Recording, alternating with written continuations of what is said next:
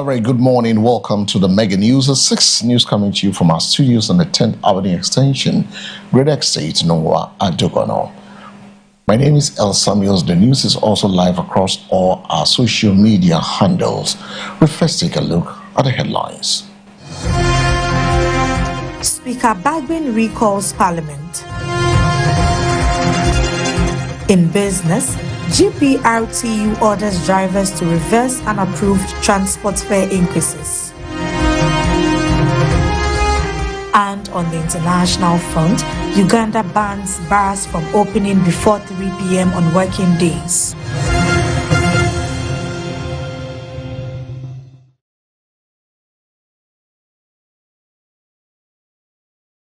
Those and many more stories coming up in this morning bulletin.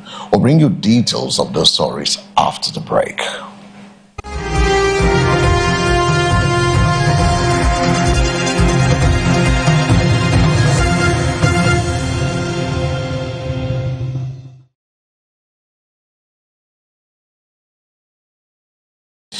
In our first story, the Speaker of Parliament, Agban Sumana Kingsford Bagbin, has recalled Parliament from recess to sit for 5 days to consider what he described as urgent parliamentary business. In a notice issued on Wednesday, August 24, the Speaker directed members of Parliament to return to the House from Monday, August 24 to Friday, August 28, 2026. The recall, which was made under Order 58, Section 4 of the Standing Orders of Parliament, comes less than 3 weeks after the House was adjourned on July 31. Parliament was initially expected to remain on recess until October, but the Speaker has now directed MPs to resume sitting at noon on Monday, August 24, at Parliament House in Accra. The notice, however, did not specify the urgent parliamentary business that necessitated the recall.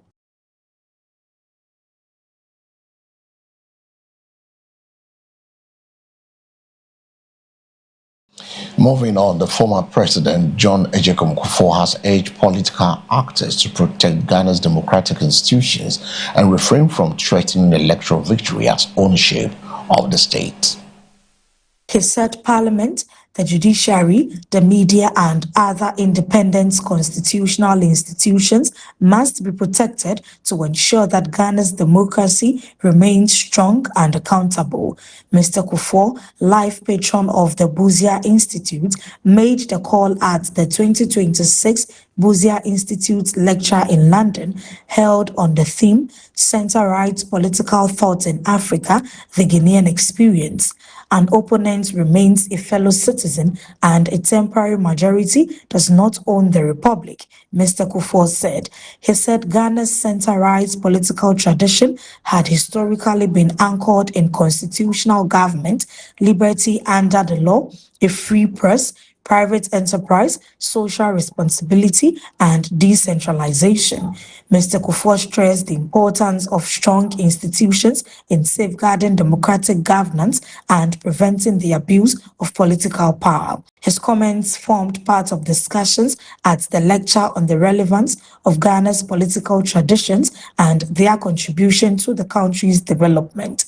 The lecture, held at the London Hilton on Park Lane, was the first edition of the Busia Institute lecture to be held outside Ghana and attracted diplomats, members of parliament, Guinean professionals, members of the diaspora, and other guests. The event also featured the documentary Busia in Its Own Words and a photographic exhibition highlighting historical material from the period of Professor Kofi Abrefa Busia's government.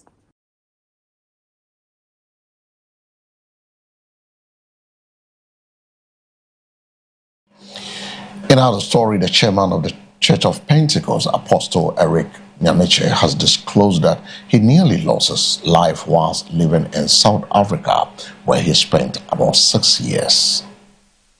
Apostle Nyamiche said he personally experienced some of the security challenges and criminal activities affecting Guineans and other foreign nationals in the country. He made the disclosure when the Minister for Foreign Affairs, Samuel Okudzeto Ablakwa, paid a courtesy call on him at the headquarters of the Church of Pentecost at La in Accra. Apostle Nyamiche said he was accosted by armed robbers on 2 occasions, with the second incident posing a serious threat to his life. I lived in South Africa for about 6 years, and I suffered a lot from some of these things. I almost died in South Africa.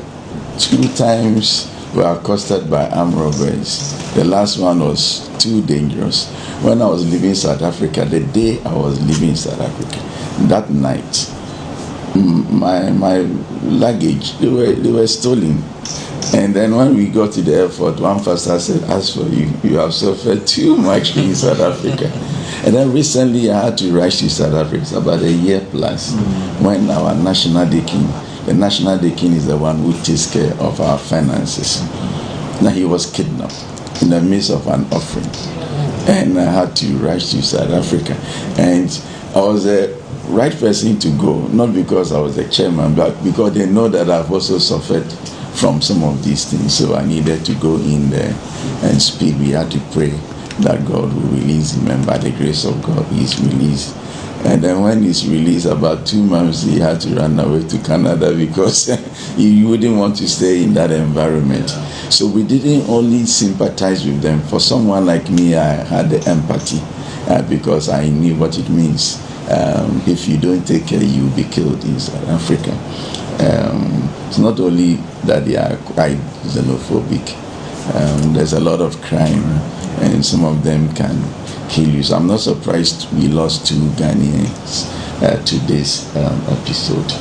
And so we are happy, and that somehow what we have done has gotten to the palace, so to speak, the Jubilee House. The president has heard it, and then Honorable Minister and your team, you are here to say thank you.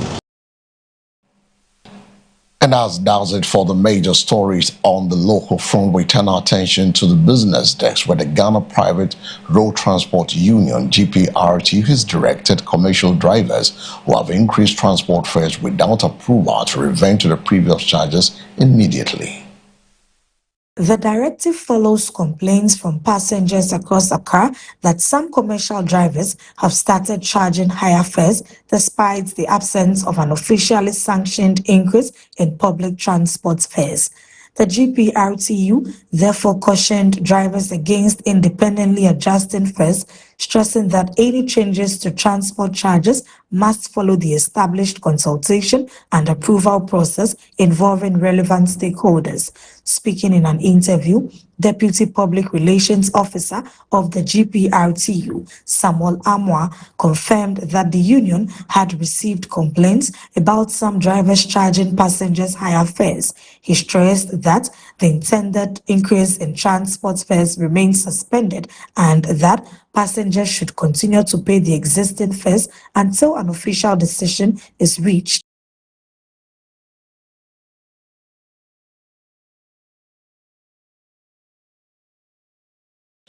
Away from the business desk, now let's move to the foreign front, precisely Africa, where Uganda ordered bars, Malawi joint, and also alcohol selling establishment to remain closed until 3 p.m. on working days as part of government crackdown on early morning drinking.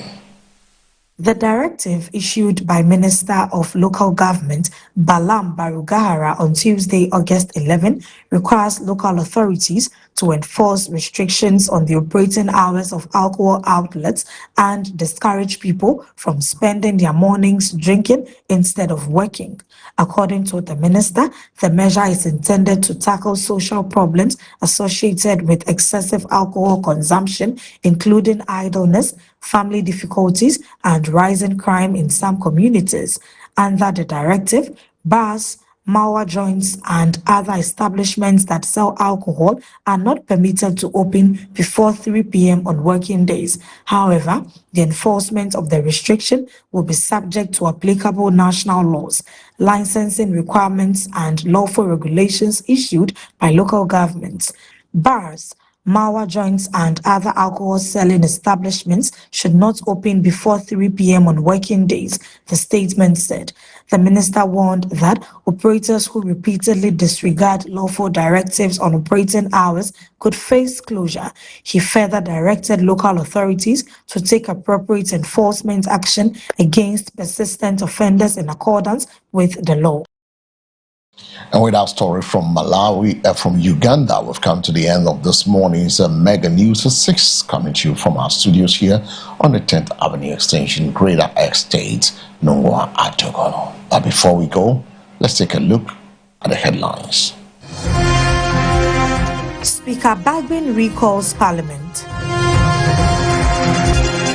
In business, GPRTU orders drivers to reverse unapproved transport fare increases. And on the international front, Uganda bans bars from opening before 3 p.m. on working days.